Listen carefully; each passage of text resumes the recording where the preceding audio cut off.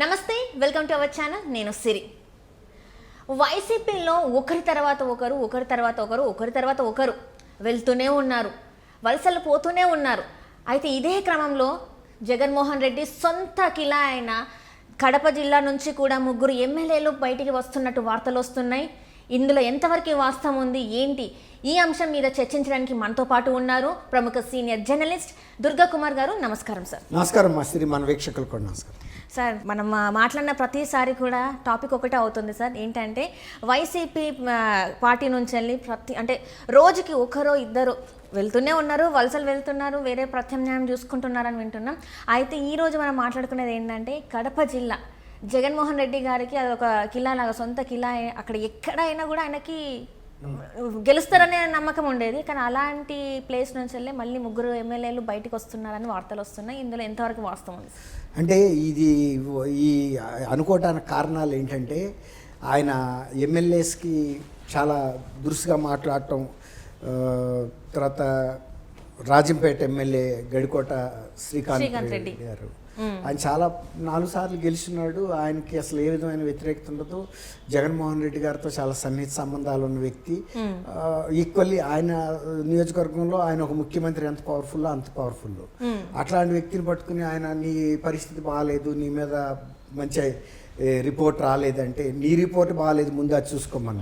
Right. అయితే ఈ వ్యాఖ్యలు కూడా చేశారని చెప్పి విన్నాం సార్. ఏంటంటే నేనేం హత్యలు చేయలేదు, హత్యలు చేసిన వాళ్ళకి సపోర్ట్ బలపరచలేదని చెప్పారు. వాళ్ళని రక్షించట్లేదు కాబట్టి నా మీద ఏం ఎందుకు వ్యతిరేకత అంటే నీ మీద ఉంటది అనేది. నీకు మీద రాష్ట్రం మొత్తం వ్యతిరేకత వచ్చింది, నీ సంగతి చూసుకో, నాకెందుకు, నా స్థానం నాకుంది అనేసి ఆయన చెప్పకనే చెప్పాడు. తర్వాత నువ్వు చేసిన దుశ్చర్యలు రాష్ట్రంలో ప్రజలందరూ గమనించారు, నీకు తెలియదని నువ్వు అనుకోబాక.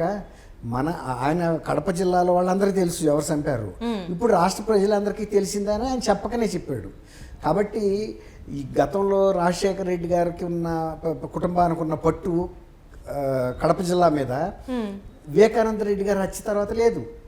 వివేకానంద రెడ్డి గారు హత్య తర్వాత ఆ కుటుంబం పట్టులన్నీ పోయి ఒక సాధారణ కుటుంబం కన్నా కూడా బలహీన పడిపోయింది. అసలు వీళ్ళు సొంత కుటుంబ సభ్యుల్ని రాజకీయ లబ్ధి కోసం చంపుకుంటారా, ఎక్కడన్నా ఉందా ఈ చరిత్ర? గతంలో రాజకీయాలకు ఫ్యాక్షనిస్టులు ఉన్నారు కానీ కర్నూలు జిల్లాలో ఇలా కుటుంబంలో హత్యలు చేసుకునే పరిస్థితి ఎప్పుడూ లేదు. కుటుంబ సభ్యుడు ఎవరన్నా పైకి వస్తారంటే మిగిలిన వాళ్ళందరూ ప్రోత్సహించేవాళ్ళు. ఇప్పుడు రాజశేఖర రెడ్డి గారు పైకి వస్తాడంటే వివేకానంద రెడ్డి గారు భుజాన్ని వేసుకుని మోసేవాడు. పార్టీ గురించి సమస్యలు కానీ కుటుంబ హోల్డ్ని ఆ జిల్లాలో నిలబెట్టడం కోసం చాలా కీలక పాత్ర పోషించాడు ఆయన. అటువంటి వ్యక్తిని ఒక పిల్లని కన్నా కూడా హీనంగా చంపి దాన్ని ప్రతిపక్షాల మీద వేయటానికి ప్రయత్నించినప్పుడే ఈ రాజశేఖర రెడ్డి గారికి కడప జిల్లాలో ఉన్న పలుకుబడి, ప్రతిష్ట, నమ్మకం, విశ్వసనీయత అన్నీ పోయినాయి. వాళ్ళు మామూలు కుటుంబంగానే హీనమైన పరిస్థితికి వచ్చింది. ఆ తర్వాత సునీత గారిని చంపడానికి కూడా రెక్కీ నిర్వహించారు.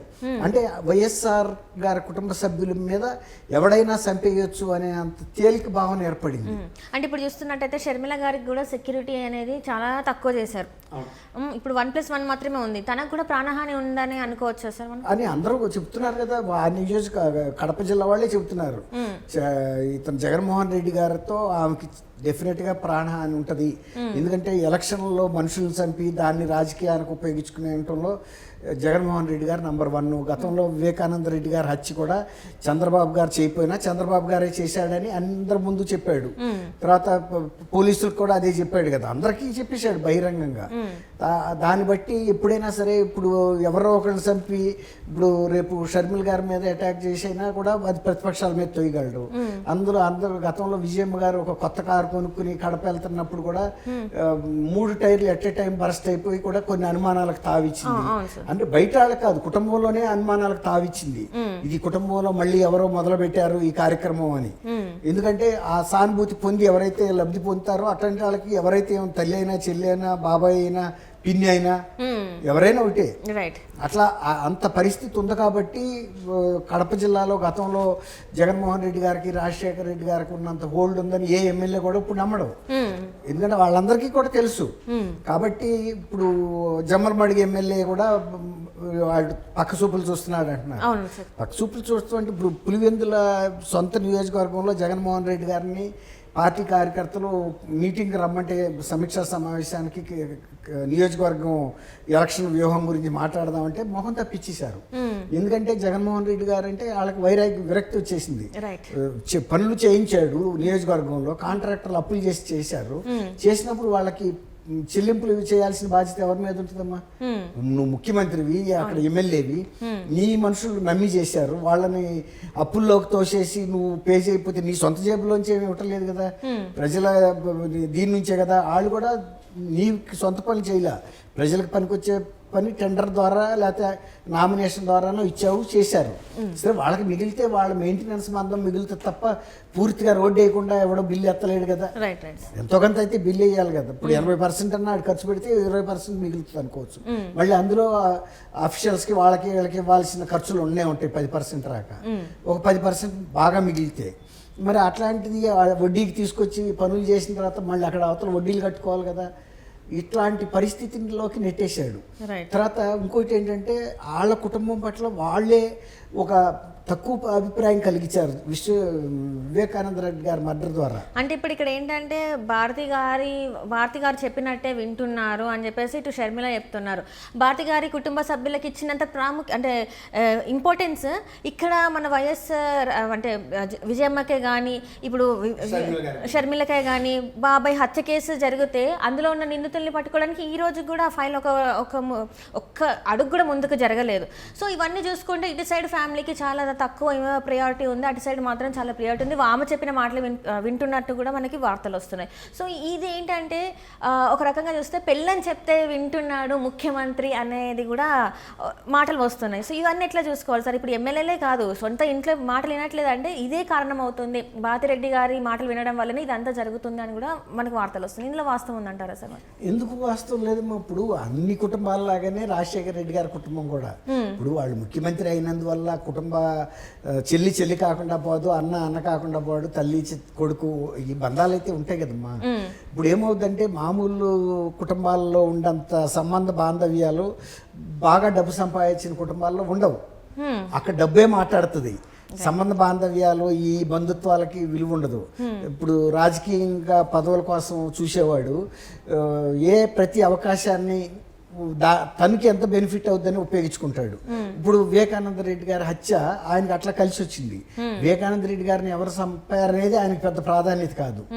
ఆ హత్య తను రాజకీయంగా పైకి వెళ్ళటానికి, అధికారంలో రావటానికి ఒక మెట్టులాగా ఉపయోగపడింది కదా. అట్లాగే ఇప్పుడు అంతటి తర్వాత ఆయన తర్వాత నిజంగా ఇందులో ఎవరు హత్య చేశారు మా బాబాయిని, వాళ్ళని ఉరికమ్మ ఎక్కించాలి లేకపోతే జైలుకి పంపించాలి, ఆయన పులిని చెబుతున్నాడు కదా. మరి మామూలుగా అయితే పగబడతాడు కదా ఆయన కూడా. ఆయన జోలికి వస్తే వాళ్ళ బాబాయిని చంపితే ఎవడన్నా ఊరుకుంటాడు? ఆయన కూడా చంపిస్తాడు కదా. అట్లా మరి అది ఎందుకు చేయలేదు? దీన్ని బట్టి ఏమర్థం అవుతుంది మనకి? కుటుంబంలో ఎంత పెద్ద కుటుంబం అయినా, ఎంత అధికారంలో ఉన్న కుటుంబం అయినా సంబంధాలు అనేవి వ్యక్తిగత బంధుత్వాలు ఇవన్నీ పనిచేయవు. అధికారం ముందు, డబ్బు ముందు ఇవన్నీ కూడా దిగదుడిపే. కాబట్టి సొంత బంధువులైనా ఆయన దగ్గరికి రానివాడు, లేకపోతే నా సొంత బాబాయిని చంపారు కాబట్టి ఆ నిందితుల్ని నేను జైలుకి పంపారాక నిద్రపోనని శబ్దం చేయలేదు కదా.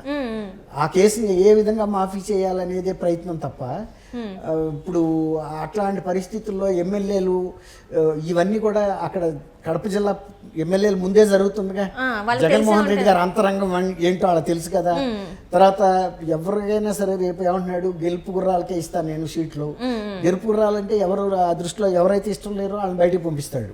ఇప్పుడు గడికోట శ్రీకాంత్ రెడ్డి లాగా ఫ్రాంక్ గా నువ్వేంటి అని ప్రశ్నించిన తర్వాత ఆయనకి ఎంతసేపు ఆయన ముందు చేతులు కట్టుకుని నుంచోవాలి, పార్టీ టికెట్ ఇస్తే పోటీ చేయాలి, లేదు పొమ్మంటే ఇంటి ముందు ప్రెస్ కాన్ఫరెన్స్ కూడా పెట్టకుండా తలంచుకుని వెళ్ళిపోవాలి. చూస్తా నీ సంగతి అని ప్రెస్ కాన్ఫరెన్స్ పెట్టే వాళ్ళని ప్రోత్సహించాడు కదా. అట్లా తర్వాత ఇంకోటి, ఇప్పుడు నువ్వు గతంలో రాజశేఖర రెడ్డి గారు బతికుండగా వాళ్ళ తమ్ముళ్ళు ఎవరో ఇట్లాంటి హత్యకు గురేసి చనిపోలేదు కదా. అంటే అట్లాంటి నీచమైన పని ఆయన చేయడు, ఎవరిని చేయడు. అది ఎప్పుడైతే వీళ్ళ కుటుంబ నైతిక విలువలు తగ్గిపోయినాయో, కుటుంబ పరువు ప్రతిష్ట కూడా జిల్లాలో తగ్గిపోయింది. సహజం అది. వాళ్ళకి తెలియని విషయాలు ఏమంటాయి? పొల్లు ఇందులో ఎవరిని అడిగినా చెప్తాడు.